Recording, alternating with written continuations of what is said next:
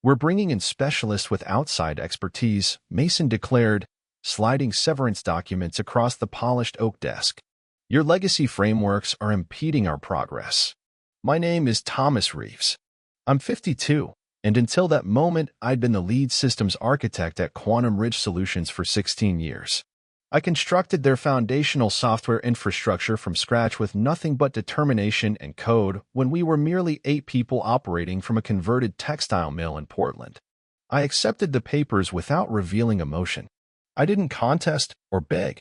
I simply said, "I see," and began collecting my belongings while he observed. The new CEO had been with us for precisely 90 days. Youthful executive, hardly 38. Recruited by the venture capital group that purchased us last summer. He sported bespoke attire and spoke of efficiency optimization and revolutionizing our methodology. Not once inquired about how the system actually functioned. That morning, I'd observed him saunter into the building with 2 consultants from some fashionable firm in Austin. Didn't require brilliance to anticipate what was coming. For 16 years, I declined more lucrative positions, missed my daughter's dance recitals. Devoted countless evenings resolving network crises while everyone else rested. I did it because I believed in what we created. They allowed me 30 minutes to clear out. I took 12. As I departed, I encountered Margot from finance. She'd been with me since the beginning. Her expression turned to shock upon seeing my box of possessions. "Thomas, what's happening?" "Time for outside expertise," I murmured. The security guard escorted me out. Ryan, a decent young man whose mother and I shared community garden plots on weekends. He stared at his shoes. "I hate doing this, Mr. Reeves. Not your responsibility." I drove home in silence. No radio, no phone calls.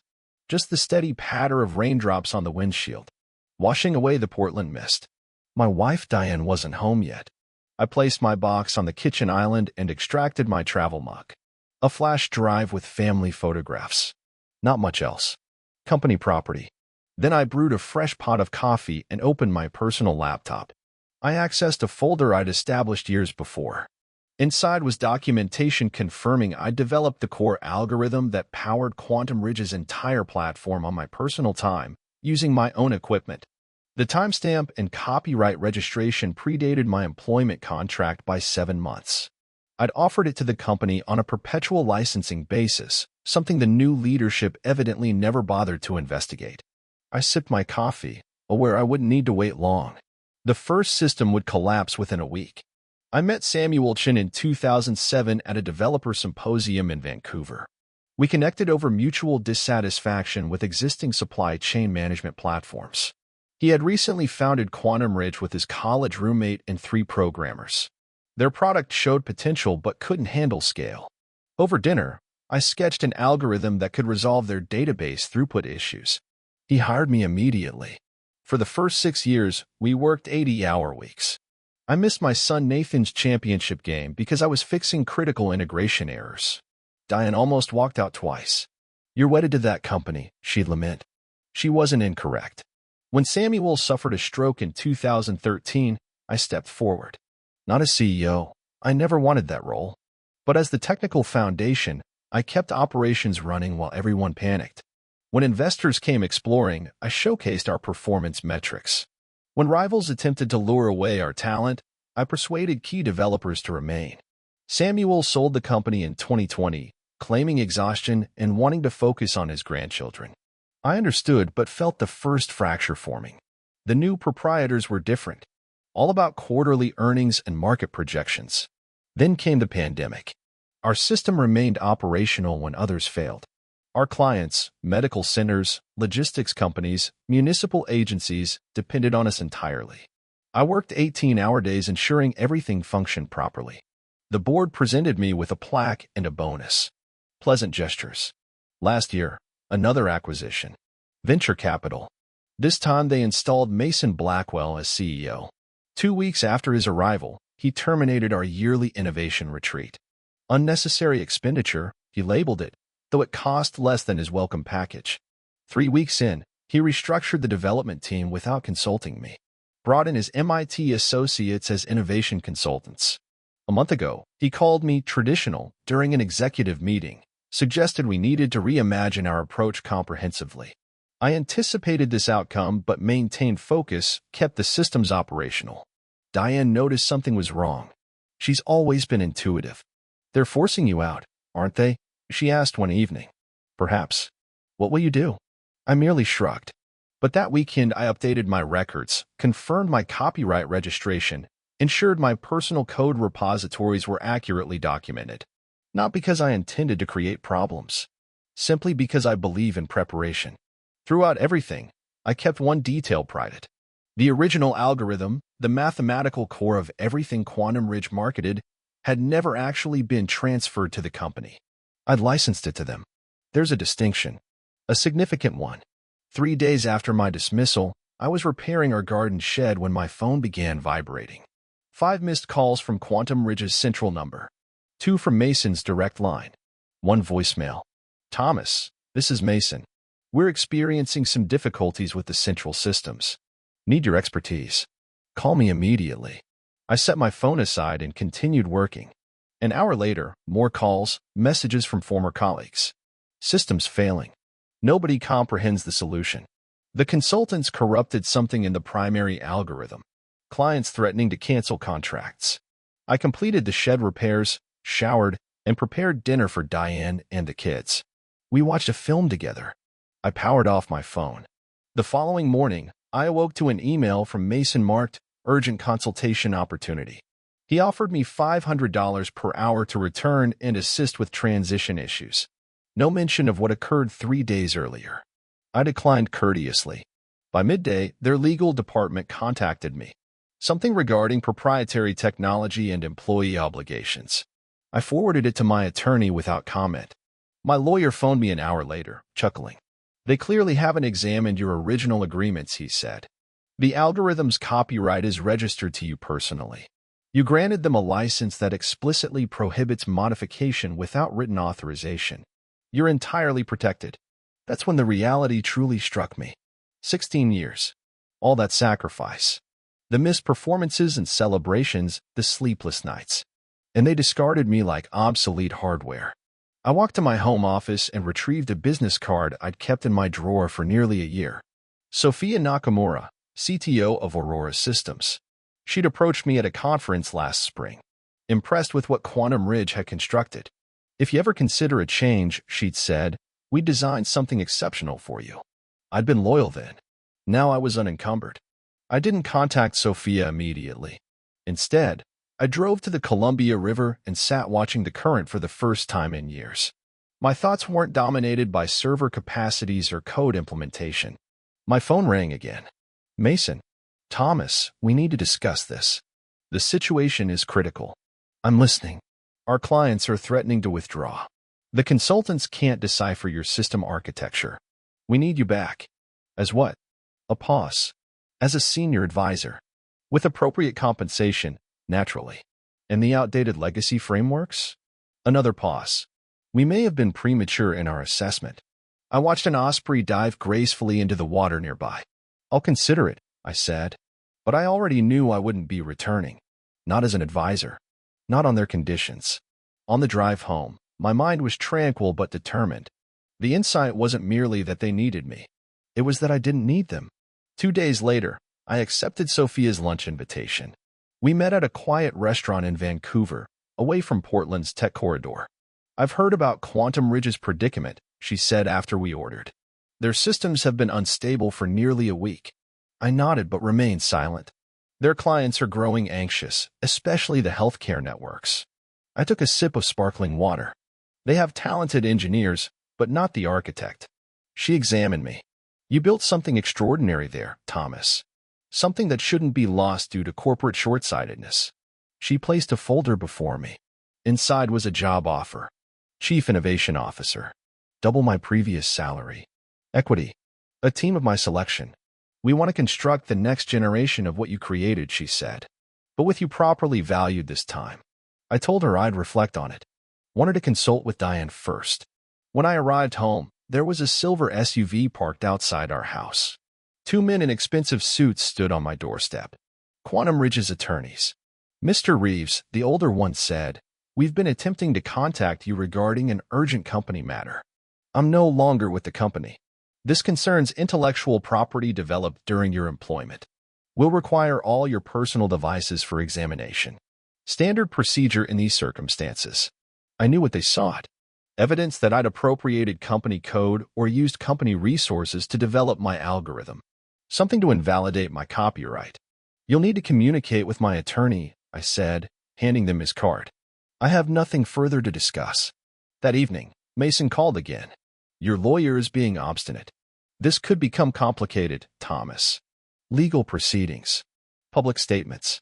None of us desire that. What do you want, Mason? Return. 6 months full compensation. Help the transition team understand the systems, and we'll separate amicably. The company retains all rights to the technology. And you receive a clean break. The core algorithm was never Quantum Ridge's property, I said. I licensed it to the company before I was even an employee. Silence. Then, that's preposterous. Everything you developed was work for hire. Examine the original licensing agreement from 2007. It remains binding. That documentation doesn't exist. We've searched everything. Samuel kept a copy. I kept a copy. The Copyright Office has a copy. More silence. We'll need to verify that claim, he finally said, voice strained. Take your time. The next day, they revoked all my former team members' access while the consultants attempted a system reconstruction. By evening, 3 client servers had collapsed completely. Diane found me in the garage, methodically arranging tools I hadn't touched in years. They're self-destructing, aren't they? She asked. I nodded. Does that satisfy you? I set down the wrench I was holding. No. Good people work there. They don't deserve this. Neither did you, she said gently. The following morning, Quantum Ridge's stock plummeted 25% when news emerged about critical system failures. My former team members started messaging. What did you do? Did you sabotage something before leaving? I responded to each one identically. I did nothing. They modified a license component without permission. By afternoon, Mason had progressed from threats to negotiation, offering me a substantial consulting contract and public apology. I didn't respond. That evening, one of the consultants discovered the licensing agreement in Samuel's archived files. Within an hour, Quantum Ridge's legal team contacted my attorney with an entirely different tone. The trap they'd set had collapsed around them instead. A week after my termination, I met Samuel for lunch. He'd been retired for 3 years but still monitored the company he'd founded. They really blundered, he said, shaking his head. Attempting to rebuild your algorithm from scratch. Fools. We were sitting at his favorite cafe in Hood River, away from anyone who might recognize us. Did you anticipate this outcome? I asked. Samuel stirred his tea. I knew they didn't comprehend what they purchased. These venture capital guys never do. They see figures, not architecture. He extracted a worn folder from his messenger bag and slid it across the table. Remember this? Inside was our original partnership agreement from 2007, not the company employment contract. The personal agreement between Samuel and me. It stated explicitly that the algorithm remained my intellectual property, with Quantum Ridge receiving an exclusive perpetual license contingent on my continued employment or mutual separation agreement. You protected me back then, I said. Samuel nodded. You were taking a risk joining a startup. I wanted you to maintain ownership of your creation if things deteriorated. Did you inform the new owners? I attempted to mention it during due diligence. They weren't interested in technical specifics from the past. He made air quotes with his fingers. Just wanted the assets and client list. That's when the complete picture materialized. Mason hadn't just fired me impulsively. The venture capital firm was planning to dismantle Quantum Ridge for components, sell off the client relationships and proprietary technologies separately for maximum profit. They needed me gone because I was the only one who truly understood how everything interconnected. My termination wasn't about outside expertise. It was about facilitating their asset stripping. There's more, Samuel said quietly before I left. I included a clause in the sale agreement. If the core technology becomes non-functional for more than 7 consecutive days, I have the right to repurchase the company at a predetermined price. I stared at him. Why would they consent to that? They didn't read the fine print. Too focused on finalizing the deal. He smiled. Also, I convinced them it safeguarded their investment if the technology failed. So you can buy it back. We can buy it back, he corrected. I've secured some capital, and several original investors are interested. But we'd need you. The pieces were realigning in my mind. Not revenge. Something more precise. A restoration. That evening, I received an email from an anonymous account. Inside was evidence that Mason and the consultants had been planning to sell our healthcare division to a competitor, a move that would have violated client confidentiality agreements and potentially exposed patient data. One of my former team members was clearly supplying me information. I forwarded it to my lawyer the next day. 3 major clients announced they were suspending their contracts with Quantum Ridge due to reliability concerns. Their combined business represented 45% of the company's annual revenue. By the weekend, the board called an emergency meeting. Mason was placed on administrative leave on day 6 of the system failures. Quantum Ridge's general counsel reached out with a settlement offer, a 7-figure payment in exchange for immediate license reinstatement. I didn't respond. That night, Diane and I sat on our front porch watching the sunset. Samuel wants to repurchase the company, I told her. With me. With you. She took my hand. Is that what you want? I thought about my 16 years. The code, the late nights, the missed family moments. Not certain yet, I said honestly. Tomorrow would be day 7. Day 7 arrived with Quantum Ridge's systems still offline. Financial analysts were predicting bankruptcy if the situation persisted. Former colleagues reported the office was half empty, either layoffs or resignations. I met with Samuel and my attorney at a private office downtown. Sophia from Aurora joined us by video call. The board is desperate, my lawyer explained. They've offered $4.5 million for a permanent license transfer. And if we wait? I asked. Samuel's buyback clause activates at midnight. The predetermined price is $10 million for the entire company. Samuel leaned forward. I've secured $5 million in backing. The remaining 5 would need to come from new partners. All eyes turned to Sophia on the screen. Aurora is prepared to partner, she said. $5 million for 40% stake. Contingent on Thomas joining as CTO with appropriate equity. I hadn't expected this development. I thought you wanted me at Aurora. This is superior, Sophia replied. You'd be rebuilding something meaningful to you with the proper team and support, and our companies could develop collaborative ventures that benefit both. My mind processed possibilities. Reclaiming Quantum Ridge would mean preserving jobs, protecting client relationships cultivated over decades. Continuing work I valued. There's one additional condition, I said. The current employees, many remained loyal despite everything. They deserve protection. Agreed, Samuel said. No layoffs for at least 6 months and an employee ownership program. I nodded. Then I accept. We spent the day preparing documentation. My lawyer drafted the license transfer agreement with specific provisions. Samuel contacted board members who'd worked with him previously, explaining the situation. Sophia prepared the partnership terms. At 5 p.m., we submitted formal notice of Samuel's intent to exercise his buyback option. At 6 p.m., Mason called, panic evident in his voice. Thomas, whatever you're being offered, I'll triple it. Just restore the systems today. It's not about money, I said. Then what? A public apology? Your former position? Name it. It's about creating something that endures. Something significant. This is business, not some idealistic. I disconnected. By 8 p.m., Mason had been officially terminated by the board. They contacted us directly, desperate to avoid the buyback. We've made errors, the chairwoman admitted. But we can still rectify this. You're right, I agreed.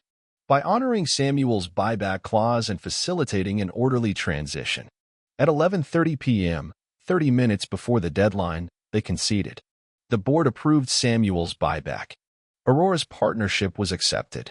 The paperwork was signed at midnight. I sat at my kitchen table and composed a simple email to my former team. The algorithm will be reinstated tomorrow morning. Quantum Ridge is under new ownership. No positions will be eliminated. I'll explain everything at the all-staff meeting. Thomas. Diane sat beside me as I pressed send. So you're returning, she said. Not returning. Advancing. I closed my laptop. Different company now. Different terms. You'll be busier than ever. For a time, I admit it. But this time I won't miss the important moments. She smiled, skeptical but encouraging. The next morning, I drove to the office for the first time since my dismissal. People stared as I walked through the lobby. Some appeared confused, others relieved. Margot from finance embraced me in the elevator. "What happened?" she whispered. "Extensive story," I said, "but the condensed version. Sometimes you must allow something to break to properly repair it." The conference room was filled for the all-staff meeting. Samuel stood at the front, looking energized despite his age.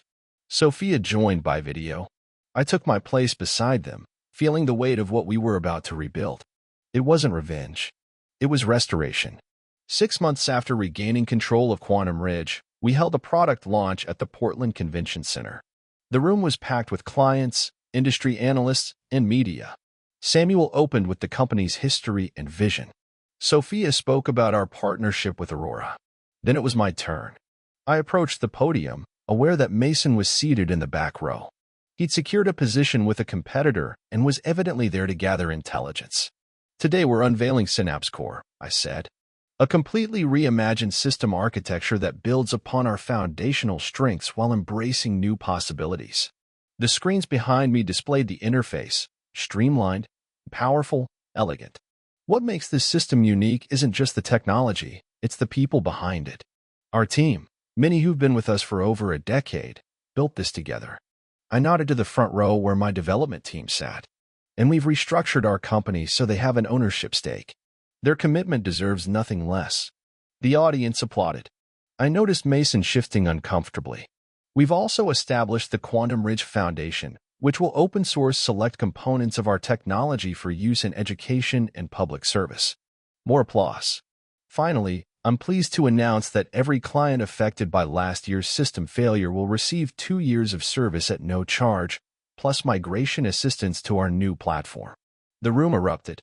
It was a bold decision financially, but Samuel, Sophia, and I had agreed. Rebuilding trust was worth the investment. As we opened for questions, Mason slipped out the back door. He'd arrived expecting to witness a company stumbling back from catastrophe. Instead, he observed one transformed by it.